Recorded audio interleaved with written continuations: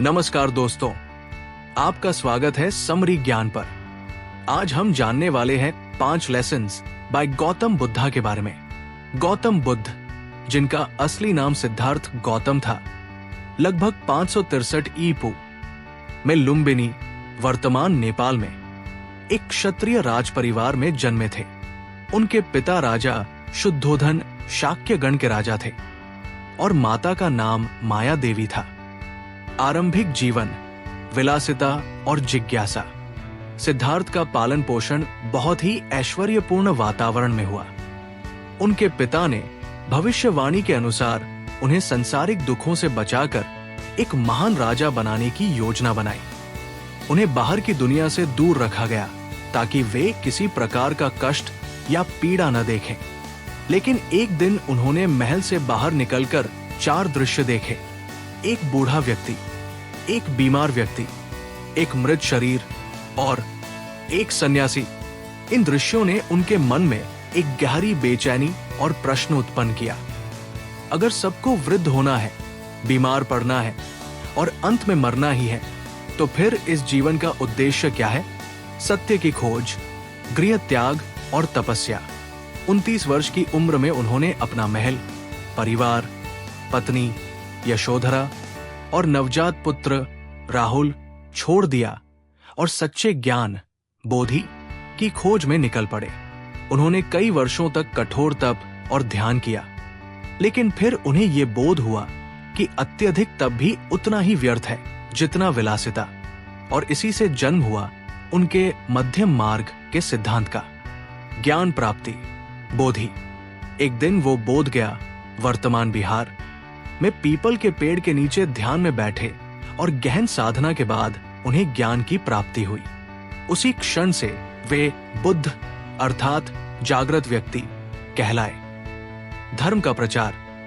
इसके बाद उन्होंने जीवन भर बौद्ध धर्म और धम्म, सत्य का मार्ग का प्रचार किया। उन्होंने 4 आर्य सत्य, अष्टांगिक मार्ग और अहिंसा, करुणा और ध्यान के सिद्धांतों को सिखाया। उनकी शिक्षाएं किसी भी जाति, धर्म या वर्ग से परे थी। वे सभी के लिए समान थी। मृत्यु, परिनिर्वाण। लगभग 80 वर्ष की आयु में कुशीनगर, उत्तर प्रदेश में उन्होंने शरीर त्यागा। इसे महापरिनिर्वाण कहा जाता है, यानी अंतिम मुक्ति। गौतम बुद्ध की शिक्षाओं की विशेषता। उन्होंने किसी ईश्वर या सृष्टिकर्ता की बजाय मानव मन और आत्म जागृति पर बल दिया। उन्होंने अपने अनुयायियों को अंधविश्वास से दूर कर तर्क और अनुभव के आधार पर चलने को कहा। उनकी शिक्षाएं आज भी दुनिया भर में लाखों लोगों के जीवन को मार्गदर्शन देती है। बौद्ध धर्म एशिया के कई देशों जैसे थाईलैंड, श्रीलंका, जापान, तिब्बत का प्रमुख धर्म है। पॉइंट नंबर 1, दुख का अस्तित्व और उसका कारण समझना। गौतम बुद्ध की सबसे पहली और महत्वपूर्ण शिक्षा है दुख का अस्तित्व और उसका कारण समझना। ये उनकी 4 आर्य सत्यों में से पहला सत्य है। बुद्ध के अनुसार जीवन में दुख एक अनिवार्य सच्चाई है। हर इंसान, चाहे वो राजा हो या रंक, किसी न किसी रूप में दुख से गुजरता है।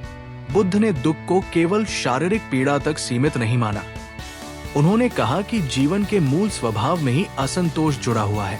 जन्म लेना, बुढ़ापा, बीमारी, मृत्यु, ये सभी अपने आप में दुख के रूप है। इसके अलावा जब हम जिसे चाहते हैं उससे बिछड़ते हैं या जिसे नहीं चाहते उसी का सामना करना पड़ता है, तो भी मन में बेचैनी और तकलीफ होती है। यहाँ तक कि जब हमारी इच्छाएं पूरी नहीं होती तब भी हम दुखी हो जाते हैं। पर दुख केवल बाहर से नहीं आता, उसका मुख्य स्रोत हमारे अंदर है। बुद्ध ने कहा कि दुख का मूल कारण है तृष्णा, यानी इच्छाओं की लालसा। ये इच्छा हर समय कुछ और पाने की चाहत पैदा करती है। हम जो कुछ भी प्राप्त करते हैं उससे हम पूरी तरह संतुष्ट नहीं होते। थोड़ी देर के लिए खुशी मिलती है, लेकिन फिर से कुछ नया पाने की तृष्णा जन्म लेती है। उदाहरण के लिए, एक विद्यार्थी सोचता है कि अगर उसके 90% नंबर आ जाएं तो वो खुश रहेगा, लेकिन जब नंबर आ जाते हैं तो वो सोचता है काश 95% आते। इसी तरह कोई नौकरी करने वाला सोचता है कि प्रमोशन मिल जाए तो जीवन अच्छा हो जाएगा, लेकिन प्रमोशन के बाद वो और ज्यादा चाहता है। यही अंतहीन इच्छा चक्र है जिससे कभी स्थायी संतोष नहीं मिलता। बुद्ध ने समझाया कि जब तक हम इस दुख को पहचानते नहीं तब तक उससे बाहर निकलना संभव नहीं है। जैसे किसी बीमारी से छुटकारा पाने के लिए पहले उसका कारण समझना जरूरी है, वैसे ही जीवन के दुखों से मुक्ति पाने के लिए हमें ये जानना होगा कि दुख क्या है और वो क्यों है। इसलिए उन्होंने कहा कि दुख से डरिए मत, उसे समझिए। दुख कोई अभिशाप नहीं है, बल्कि एक संकेत है कि कुछ ऐसा है जिसे भीतर से ठीक करने की जरूरत है। और जब हम इसका कारण यानी तृष्णा को समझ लेते हैं, तब हम उस रास्ते की ओर बढ़ते हैं जो मुक्ति, शांति और सच्चे सुख की ओर जाता है। वास्तविक उदाहरण ओपरा विनफ्रे का जीवन दोह और उसकी उत्पत्ति को समझने का एक बेहतरीन उदाहरण है। वो बचपन में गरीबी, मानसिक और शारीरिक शोषण और अन्य कठिनाइयों का सामना कर चुकी थी। इन कठिनाइयों के बावजूद उन्होंने दुख के कारण को पहचाना और उसे अपनी ताकत में बदलने का रास्ता खोजा। ओपरा ने समझा कि उनका दुख उनके अतीत की घटनाओं और उनके मन की इच्छा से उत्पन्न हो रहा था, लेकिन वह इसे एक स्थायी अवस्था के रूप में स्वीकार नहीं करती। उन्होंने अपनी भावनाओं और मानसिकता पर काम किया और इस प्रकार अपने जीवन में सकारात्मक बदलाव किए। ओपरा का जीवन ये दिखाता है कि दुख का अस्तित्व और उसका कारण समझना सफलता की ओर बढ़ने के लिए आवश्यक है। उन्होंने ये स्वीकार किया कि जीवन में कठिनाइयां और दुख आना स्वाभाविक है, लेकिन उनसे उबरने और उन्हें समझने के बजाय उनका हिस्सा बनने का विकल्प भी है। ओपरा ने अपने दुखों को शक्ति और प्रेरणा में बदलते हुए अपने कार्यक्षेत्र में दुनिया भर में सफलता हासिल की। इसलिए ओपरा विनफ्रे का उदाहरण ये सिखाता है कि जब हम दुख के कारणों को पहचान कर उन्हें काबू में करते हैं तो हम अपनी आंतरिक शक्ति का बेहतर उपयोग कर सकते हैं और अपने जीवन में सफलता और खुशी पा सकते हैं। पॉइंट नंबर 2, वर्तमान में जीना, माइंडफुलनेस बटा सतीपट्ठान। वर्तमान में जीना, जिसे गौतम बुद्ध की भाषा में सती या सतीपट्ठान कहा जाता है, उनकी सबसे महत्वपूर्ण शिक्षाओं में से एक है। ये जीवन जीने का वो तरीका है जिसमें मनुष्य अपने हर क्षण को पूरी जागरूकता और ध्यान के साथ जीता है, न तो बीते हुए अतीत में उलझा रहता है और न ही भविष्य की चिंता में खोया रहता है। बुद्ध कहते हैं कि हमारे दुखों का बहुत बड़ा हिस्सा इसी कारण है कि हमारा मन लगातार या तो अतीत की किसी स्मृति को दोहराता रहता है या फिर भविष्य को लेकर डर, आशंका और अपेक्षाओं में उलझा रहता है। ऐसे में हम वर्तमान क्षण, जो वास्तव में जीवन का एकमात्र वास्तविक पल होता है, को पूरी तरह खो देते हैं। बुद्ध ने सिखाया कि यदि हम अपने वर्तमान क्षण पर गहराई से ध्यान दें तो वही क्षण हमें शांति, संतुलन और जागरूकता दे सकता है। उन्होंने इसे सतीपट्ठान कहा, यानी जागरूकता की स्थापना। इसका मतलब है कि हम अपने शरीर की गतिविधियों, अपने सांसों के प्रवाह, अपने विचारों और अपनी भावनाओं को बिना किसी निर्णय, प्रतिक्रिया या भागने की कोशिश के बस शांत होकर देखें। ये देखना ही ध्यान है, ये देखना ही मुक्ति की शुरुआत है। जब हम वर्तमान में होते हैं तो हम जीवन की सरलता में भी गहराई का अनुभव करते हैं। एक कप चाय पीते हुए भी अगर हम पूरी उपस्थिति के साथ उस अनुभव को देखें, उसके स्वाद को महसूस करें, हाथों की गर्माहट को जाने और उस क्षण को जिए, तो वही क्षण ध्यान बन जाता है। यही ध्यान हमें भीतर से शांत करता है। ये हमें हमारी व्यर्थ की चिंता, तनाव और उलझनों से धीरे धीरे आजाद करता है। आधुनिक जीवन की भागदौड़ में हम हर समय कुछ न कुछ करने, पाने, बदलने में लगे रहते हैं, लेकिन बुद्ध हमें याद दिलाते हैं कि जीवन बदलने की शुरुआत बाहर से नहीं, भीतर से होती है और वो भीतर जाने का रास्ता सिर्फ वर्तमान क्षण से होकर गुजरता है। अगर हम हर दिन कुछ पल भी पूर्ण जागरूकता के साथ जीना शुरू करें तो धीरे धीरे हमारे जीवन में स्पष्टता, करुणा और स्थिरता का जन्म होता है। इसलिए वर्तमान में जीना सिर्फ एक आध्यात्मिक अभ्यास नहीं है, ये एक जीवन शैली है। ऐसी जीवन शैली जो हमें अपने दुखों को पहचानने, उन्हें अपनाने और उनसे बाहर निकलने की क्षमता देती है।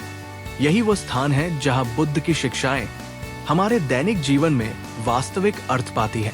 अगर आप चाहे तो मैं इस पर एक ध्यान अभ्यास, माइंडफुलनेस प्रैक्टिस भी समझा सकता हूं, जो आप रोजाना कर सकते हैं। क्या आप उसमें रुचि रखते हैं? वास्तविक उदाहरण, रीना एक स्कूल टीचर है जो हर सुबह जल्दी उठकर अपने परिवार के लिए नाश्ता बनाती है, बच्चों को तैयार करती है, फिर खुद स्कूल जाती है। स्कूल में उसे बच्चों को पढ़ाना होता है और साथ ही तमाम कागजी कामों का दबाव भी होता है। घर लौटते ही वो फिर रसोई, बच्चों का होमवर्क और घर के दूसरे कामों में लग जाती है। इस भागदौड़ में वो खुद के लिए एक भी शांत पल नहीं निकाल पाती। एक दिन उसकी छोटी बेटी ने उससे कहा, मम्मी, आप मेरे साथ बैठती तो हैं, पर मुझे सुनती नहीं है। आप हमेशा किसी और बात में व्यस्त रहती हैं। रीना को ये बात चुभ गई। उसने महसूस किया कि वो जीवन में हर चीज कर तो रही है, लेकिन किसी भी पल को पूरा जी नहीं पा रही है। वो शारीरिक रूप से मौजूद रहती है, पर मानसिक रूप से या तो अगले काम की तैयारी में रहती है या पिछली गलती को लेकर चिंता में। उसी शाम उसने कुछ देर के लिए मोबाइल बंद कर दिया, चाय बनाई और अपनी बेटी के साथ बरामदे में बैठकर बस आकाश को देखा। उसकी बातों को पूरी तरह सुना, बिना किसी जल्दबाजी, बिना किसी तनाव के। उस क्षण उसने पहली बार कई हफ्तों बाद एक हल्कापन महसूस किया। ये वही क्षण था जब वो वास्तव में वर्तमान में जी रही थी। न कोई पछतावा, न कोई चिंता, बस वो, उसकी सांसें और सामने बैठी उसकी बेटी। यही है बुद्ध की सती की सच्ची अनुभूति। एक ऐसा अनुभव जो हमें बताता है कि सच्चा सुख भविष्य की किसी कल्पना में नहीं, बल्कि इसी क्षण की पूर्ण जागरूकता में है। पॉइंट नंबर 3, करुणा और दया, कंपैशन एंड काइंडनेस। करुणा और दया गौतम बुद्ध की शिक्षाओं का हृदय है। बुद्ध ने कहा कि जब तक मनुष्य केवल अपने दुख को देखता है, तब तक वो सीमित रहता है, लेकिन जब वो दूसरों के दुख को महसूस करना सीखता है, तभी उसके भीतर वास्तविक जागरूकता और मानवता का जन्म होता है। करुणा का अर्थ केवल किसी को रोते देखकर दुखी हो जाना नहीं है, बल्कि ये उस भावना का नाम है जिसमें हम न केवल किसी और के कष्ट को समझते हैं, बल्कि उसे दूर करने की सच्ची इच्छा भी रखते हैं। ये एक क्रियाशील भावना है जहां केवल सहानुभूति नहीं, बल्कि सहायता की भी प्रेरणा होती है। बुद्ध की दृष्टि में करुणा केवल एक नैतिक मूल्य नहीं थी, बल्कि आत्मा की शुद्धता का प्रतीक थी। जब हम दूसरों के प्रति दया रखते हैं, चाहे वो कोई अपरिचित हो, कोई दुश्मन हो या कोई कमजोर जीव, तब हमारा मन कठोरता, क्रोध और अहंकार से मुक्त होता है। करुणा हमारी चेतना को उस बंधन से निकालती है जो केवल मैं और मेरा तक सीमित रहती है।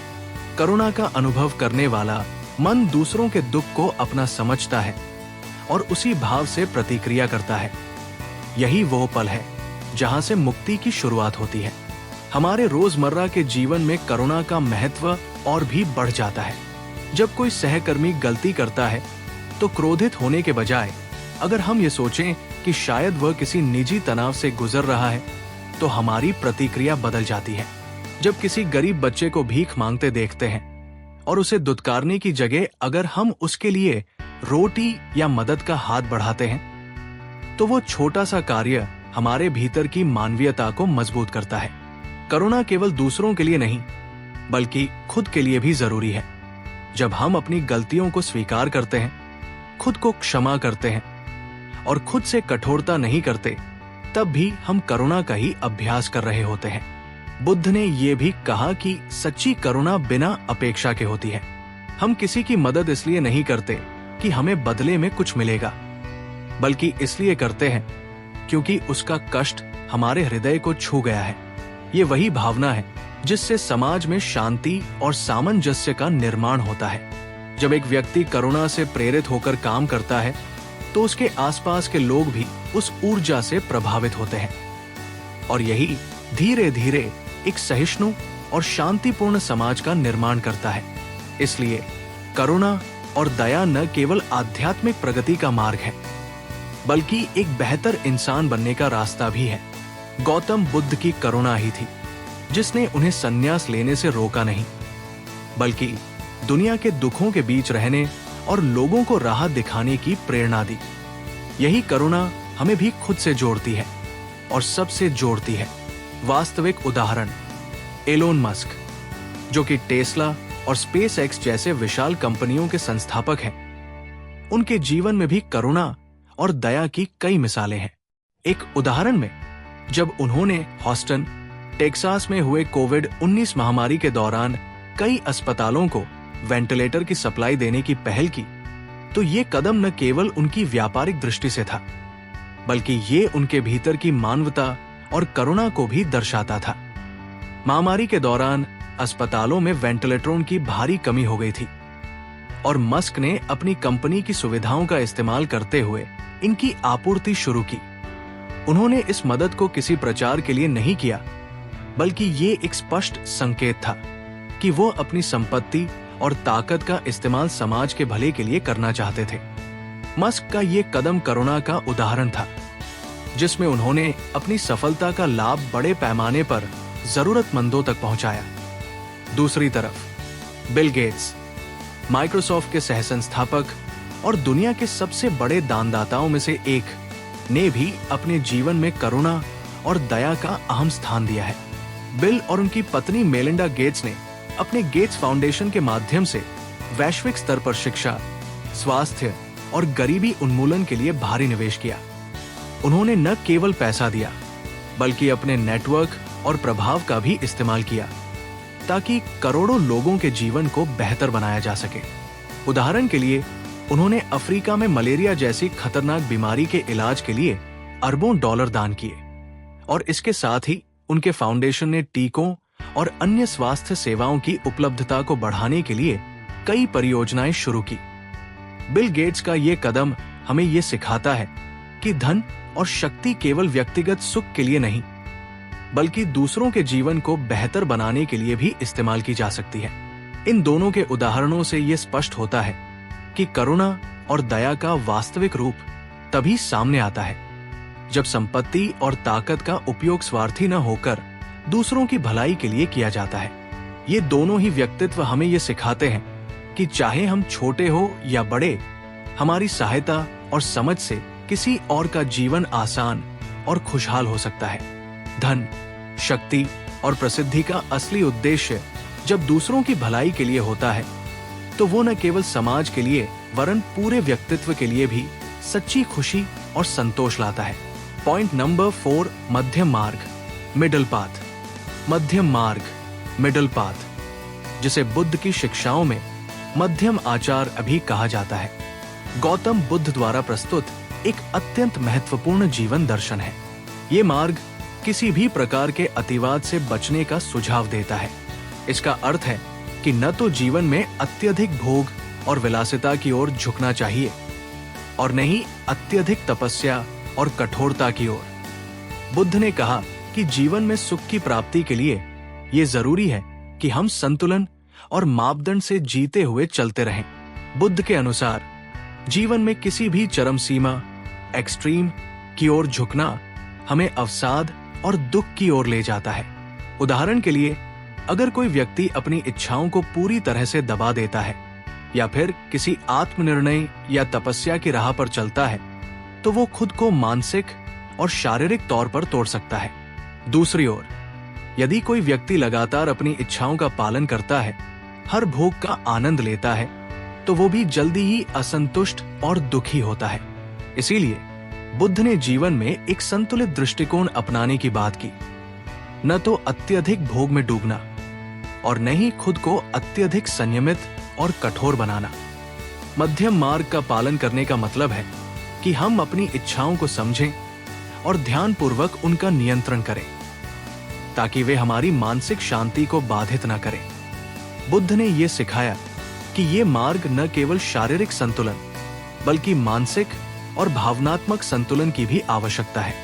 इसके द्वारा हम हर पल में अपने भीतर की शांति और हर्ष को बनाए रख सकते हैं, बिना किसी बाहरी परिस्थिति से प्रभावित हुए।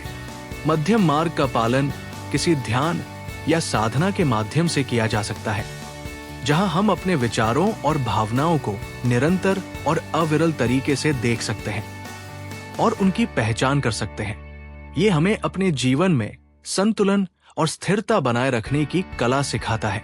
ये विचार किसी भी प्रकार के शारीरिक और मानसिक अत्याचार से दूर रखता है और हमें न केवल शारीरिक सुख बल्कि मानसिक शांति और संतोष की ओर भी मार्गदर्शन करता है। वास्तविक उदाहरण रिचर्ड ब्रांसन, जो कि वर्जिन ग्रुप के संस्थापक हैं, एक अच्छे उदाहरण है। ब्रांसन ने अपनी यात्रा के दौरान मध्यम मार्ग को अपनी जिंदगी में पूरी तरह से अपनाया। वो अपनी कंपनी के लिए स्ट्रेटेजिक निर्णय लेने के साथ ही अपनी व्यक्तिगत जिंदगी को भी उतना ही महत्वपूर्ण मानते हैं। ब्रांसन के पास बेशुमार संपत्ति है, लेकिन वह इसके बावजूद अपनी जिंदगी में स्वस्थ जीवन शैली और परिवार के साथ समय बिताने को प्राथमिकता देते हैं। वो अपनी कंपनियों का विस्तार तो करते हैं, लेकिन अपने जीवन में भी संतुलन बनाए रखते हैं। जैसा कि वो कहते हैं, आपका काम ही आपका जीवन नहीं है, आपके पास एक और जीवन भी है, वो आपका व्यक्तिगत जीवन है। ब्रांसन अपने जीवन में एक आदर्श मध्यम मार्ग को दर्शाते हैं, क्योंकि वो न तो पूरी तरह से व्यापार में डूबे रहते हैं, न ही पूर्णतः आराम या विलासिता में। दूसरी ओर वॉरेन बफेट, जो दुनिया के सबसे बड़े निवेशकों में से एक है, भी एक और उदाहरण है। बफेट अपनी संपत्ति और प्रतिष्ठा के बावजूद साधारण जीवन जीते हैं। वो महंगे होटलों में नहीं रुकते, नई कारों में नहीं चलते और अपने पैसे का अधिकांश हिस्सा दूसरों की भलाई के लिए दान करते हैं। हालांकि उनके पास अरबों की संपत्ति है, लेकिन उन्होंने अपने जीवन में संतुलन बनाए रखा है और वे दिखाते हैं कि धन केवल व्यक्तिगत सुख और विलासिता के लिए नहीं, बल्कि समाज में परिवर्तन लाने के लिए भी हो सकता है। बफेट का जीवन मध्यम मार्ग का एक उत्तम उदाहरण है। वे न तो अत्यधिक भोगविलास में रहते हैं, न ही अपनी संपत्ति का संग्रहण करने में लगे रहते हैं, बल्कि वे अपनी संपत्ति का सामान्य तरीके से उपयोग करते हैं और जीवन में सादगी और दान को प्रमुख रखते हैं। इन दोनों के उदाहरण से ये साफ होता है कि मध्यम मार्ग का पालन करते हुए भी कोई व्यक्ति बड़ी सफलता प्राप्त कर सकता है। इन दोनों व्यक्तियों ने अपने जीवन में संतुलन को अपनाया है। न तो उन्होंने भोग और विलासिता को अत्यधिक बढ़ावा दिया है और न ही खुद को पूरी तरह से त्याग या तपस्या की ओर झुका लिया है। यही वो मार्ग है जो आध्यात्मिक संतुलन और सांसारिक सफलता दोनों को सामंजस्यपूर्ण तरीके से जोड़ता है। पॉइंट नंबर 5, आत्मज्ञान और आत्मनिर्भरता। आत्मज्ञान और आत्मनिर्भरता गौतम बुद्ध की शिक्षाओं का एक महत्वपूर्ण हिस्सा है, जो जीवन में आध्यात्मिक विकास और आंतरिक स्वतंत्रता की ओर मार्गदर्शन करता है। ये दोनों पहलू जीवन की गहरी समझ और व्यक्तिगत विकास के लिए अत्यंत आवश्यक है, क्योंकि केवल जब हम खुद को समझते हैं तभी हम अपने जीवन के सही मार्ग को पहचान सकते हैं। आत्मज्ञान। आत्मज्ञान का अर्थ है खुद को गहरे रूप में जानना, अपने विचारों, भावनाओं, इच्छाओं और प्रतिक्रियाओं को समझना। बुद्ध ने यह सिखाया कि आत्मज्ञान हमें अपने भीतर के असली स्वभाव को पहचानने में मदद करता है और ये हमें हमारे असली मैं से जोड़ता है। जब हम अपने भीतर की आंतरिक स्थितियों को समझते हैं, तब हमें ये एहसास होता है कि हम अपने विचारों और भावनाओं से प्रभावित नहीं हैं, बल्कि हम इनसे ऊपर उठकर एक शांति और संतुलन की अवस्था में रह सकते हैं। आत्मज्ञान का पहला कदम स्वयं के प्रति ईमानदार होना है। ये वो प्रक्रिया है जिसमें हम अपने दोषों, सीमाओं और संघर्षों को स्वीकार करते हैं, बजाय इसके कि हम इन्हें छुपाने या नकारने की कोशिश करें। यही कारण है कि बुद्ध ने ध्यान, मेडिटेशन और विपश्यना, अंदर की तरफ देखने की प्रक्रिया का अभ्यास करने पर जोर दिया, क्योंकि इसके माध्यम से हम अपनी आंतरिक स्थिति को पहचान सकते हैं और उससे मुक्त हो सकते हैं। आत्मज्ञान से ही मनुष्य को अपनी सकारात्मक और नकारात्मक प्रवृत्तियों का भी पता चलता है। और इससे उसे अपनी जीवन शैली में सुधार करने का अवसर मिलता है। आत्मनिर्भरता। आत्मनिर्भरता का अर्थ है अपने जीवन के निर्णयों और जिम्मेदारियों के लिए स्वयं पर निर्भर रहना। इसका मतलब ये नहीं है कि हम दूसरों से पूरी तरह से कटा हुआ जीवन जिए, बल्कि ये है कि हमें अपनी अंदर की शक्ति और संसाधनों पर विश्वास रखना चाहिए। बुद्ध ने ये सिखाया कि जीवन में किसी भी स्थिति या व्यक्ति के कारण हमारा सुख और दुख नहीं होना चाहिए, क्योंकि हमारी आंतरिक स्थिति हमारे बाहरी कारकों से अलग होती है। जब हम खुद को जानने और समझने लगते हैं, तब हमें ये एहसास होता है कि हमारी खुशी और संतोष सिर्फ हमारे भीतर से निकल सकती है, ना कि बाहरी दुनिया से। आत्मनिर्भरता का अर्थ ये भी है कि हम स्वयं अपनी खुशियों का निर्माण करें और किसी बाहरी व्यक्ति, स्थान या चीज पर अपनी पूरी निर्भरता न रखें। ये हमें अपने जीवन में पूर्ण स्वतंत्रता और शक्ति प्रदान करता है।